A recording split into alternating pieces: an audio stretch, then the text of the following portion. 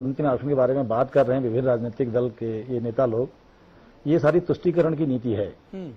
जब ऐसे मामले जो समाज में आते हैं, जहां पर समाज दो भागों में बटा होता है किसी मुद्दे पर, वहां पर ये कहते हैं कि जो है माननीय न्यायालय का निर्णय का सबको पालन करना चाहिए, उसका आदर करना चाहिए। आज माननीय उच्चतम न्यायालय ने एक व्यवस्था दी, एक निर्णय दिया कि जो है पदोन्नति में आरक्षण जो है आज जैसा किया जा रहा है वह असंवैधानिक है। हाँ। और उन्होंने कुछ गाइडलाइंस दी हैं कि जिसमें वो पदोन्नति में आरक्षण पर विचार किया जा सकता है। हाँ। उस गाइडलाइंस में जिसमें यह है कि पिछड़ापन, नंबर एक पिछड़ापन है, नंबर दूसरा अपर्याप्त जो है उनका प्रतिनिधित्व है, और तीसरा जो है प्रशासनिक दक्षता का सवाल है। हाँ। तो उस पर बिना विचार किए हुए ऐसा बिल लाना जो है ये एक समाज के बहुत बड़े वर्ग के साथ एक बहुत बड़ा धोखा है। आपको ये बता दें कि जब सरकारी नौकरी में आरक्षण की बात होती है पदोन्नति में, तो उसमें पिछड़ापन कहाँ रह जाता है। हेलो, कहाँ मंत्री जी, मैं इस चर्चा में आपको लेके आना चाहूंगा। 15 मिनट की 16 मिनट की इस चर्चा के 18 मिनट की चर्चा के बाद क्या कुछ परसेप्शन बना पा रहे हैं? हालांकि हमारे आपके परसेप्शन से कुछ खास होना नहीं है, नेताओं को जो करना है वही करेंगे। कभी मुसलमानों के वोट बैंक पर झाड़ू मारने के लिए, कभी दलितों के वोट बैंक पर हाथ साफ करने के लिए, कभी अलग अलग मुद्दों पर देश की जनता के साथ धोखा करने के लिए, देश की जनता का पैसा खाने के लिए, इस तरह के तमाम अलग अलग हथकंडे अपनाए जाते रहे हैं। इसको आप किस श्रेणी में रखते हैं? अतुल जी, इसमें मेरे पास 2-3 बुनियादी सवाल हैं। हाँ। जो इस चर्चा में नहीं आ रहे।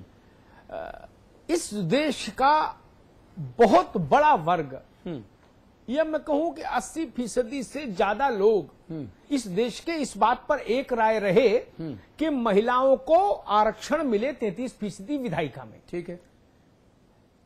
मतलब आप सोचिए कि 1.5 दशक से ज्यादा बीत गया, उस बिल को घूमते घूमते संसद भवन की प्राचीरों में दम तोड़ते तोड़ते गीता मुखर्जी बेचारी दिवंगत हो गई। कितने प्रधानमंत्री आए और चले गए, अशोक जी और हम लोग साथ में पार्लियामेंट में थे। हैं? मैं पत्रकार के नाते कवर करता था, अशोक जी मंत्री थे वहां। पूछिए कितनी सरकारें आई और चली गई।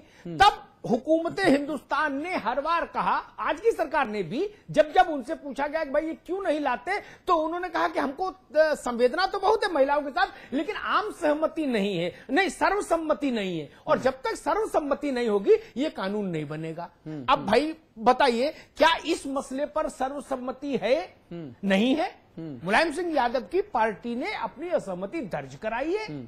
समाज के दूसरे वर्ग भी आंदोलन पर हैं। एक तो मानक एक रखिए, नपना जो है एक होना चाहिए। ठीक बात है, जिससे नापिए चीजों को। एक चीज तो ये, दूसरी जो टाइमिंग है ना, ये कांग्रेस ने ब्रह्मास्त्र फेंका है, और ये ब्रह्मास्त्र फेंका है 2 कारणों से। इसके पीछे दलितों का हित थोड़ा कम है अभी इच्छा में। मूल बात क्या है कि कोयले की धुंध छटे और बीजेपी लाइन पे आ जाए। नहीं, कोयले की धुंध छटे एक टारगेट, और दूसरा टारगेट ये कि जैसा जब इंद्रजीत ने हनुमान जी पर ब्रह्मास्त्र चलाया, तो हनुमान जी उसको काट भी सकते थे, लेकिन उन्होंने कहा कि जो न मानियो ब्रह्म सर तो महिमा मिटे अपार। अब अशोक भाई की पार्टी के सामने धर्म संकट पैदा हो गया। अगर अब जिस दिन ये बिल लाए, संभावना है शायद कल प्रभा जी की पार्टी सरकार जो है वो बिल लाएगी। हाँ। अब अगर बिल टेबल कर दिया इन्होंने, एजेंडे में आ गया और उसकी एजेंडा लिस्ट बट गई, और इन्होंने संसद नहीं चलने दी, तो ये कांग्रेस पूरे देश में कहेगी कि बीजेपी दलित विरोधी है। तो कोयले का मुद्दा नेपथ्य में हो जाएगा। अभी कोई कांग्रेस की मंशा वर्मा जी के पक्ष में आंसू बहाने वाली हो गई, वैसा मैं नहीं मानता जी। ये विशुद्ध राजनीतिक खेल है। हाँ। किसी की आंख दलितों के लिए नम नहीं है। हाँ। और अगर दलितों के लिए आंख नम होती तो मेरे गांव का ननकू, उसकी न तकदीर बदली न तस्वीर बदली। 63 साल हो गए, 65 साल हो गए। जी अशोक प्रधान जी, अगर सरकार की तरफ से कल सदन में ये बिल टेबल किया जाता है तो फिर क्या होगा? तो धर्म संकट की स्थिति हो जाएगी।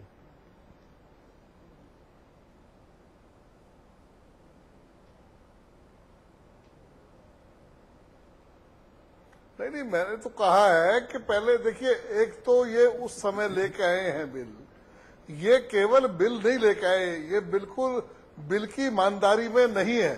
ये बहुत बड़ा सच है। आपकी पार्टी का बर्ताव सदन के भीतर क्या होगा? सवाल मेरा बड़ा सीधा सा है। तो ये शुरू में क्यों नहीं ले आए थे इसको? क्या कारण था? मैं वही बात कह रहा हूं कि पहले क्यों नहीं लेके आए? पहले और बात छोड़ दीजिए, कल अगर सदन में बिल टेबल होता है तो आप क्या प्रोसीडिंग्स को होने देंगे? तो आज ये बिल लेके आए, इनके मंत्री भी, इनके एमपी भी, और इनके प्रधानमंत्री का मुंह कोयले से काला हो गया। मैं कह रहा हूं कि मुंह काला हो गया तो आज ये लेके आए बिल इसको। चलिए प्रभा जी से पूछ लेते हैं। जनता पार्टी पूरी प्रभा जी, बीजेपी जो है इस मुद्दे पर सदन चलने दे नहीं रही। आपने, जो मैं बात समझ पाया हूं प्रधान साहब की, आप इस टाइमिंग का इस्तेमाल इसलिए कर रही हैं कि साहब एक तो बीजेपी अगर सदन चलने ना दे तो आप उसको दलित विरोधी बता दें, और दूसरा अगर वो सदन चलने दे, कोयले का, और अगर सदन चलने दे तो साहब कोयले वाला मुद्दा पीछे छूट जाए, ये मुद्दा सामने आ जाए। ये टाइमिंग बड़ी सही है आपकी, ब्रह्मास्त्र मार दिया आपने।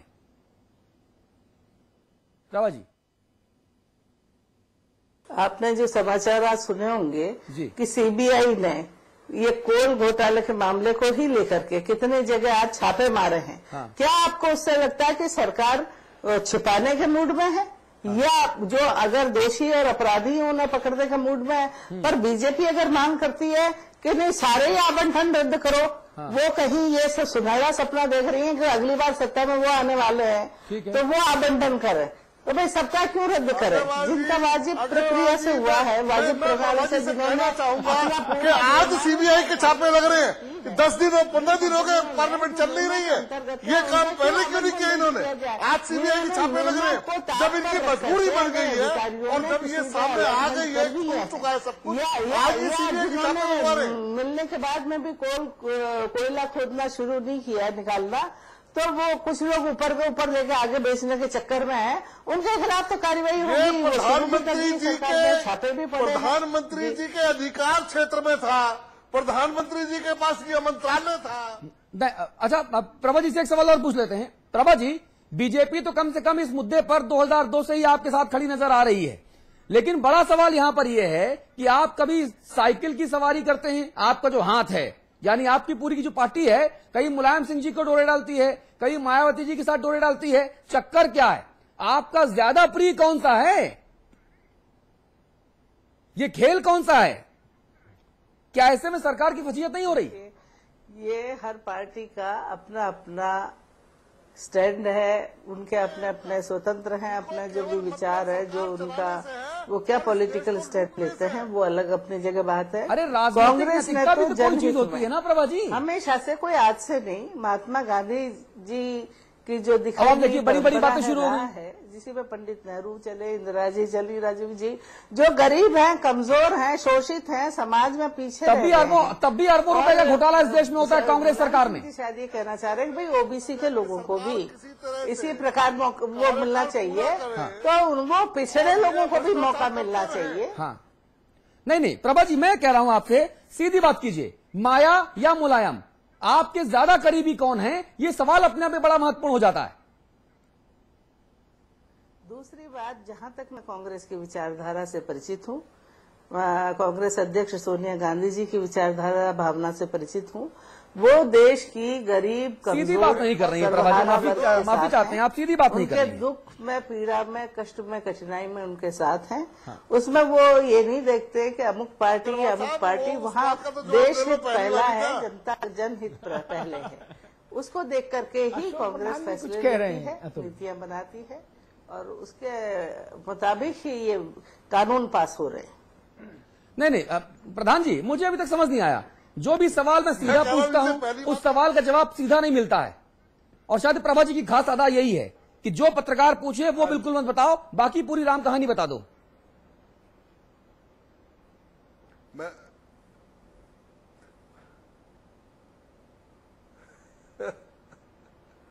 नहीं, प्रभा जी बहुत ही सुलझी हुई और बहुत ही हमारी ऐसी राजनेत्री है ये, लेकिन घुमाना फिराना इनके बहुत बिल्कुल ठीक है इनका। ओपी पांडे साहब, आपके पास मैं आना चाहूंगा। अभी भी देश की दो सबसे बड़ी पार्टियां कांग्रेस और बीजेपी इस मुद्दे पर सैद्धांतिक तौर पर एक साथ आती नजर आ रही हैं।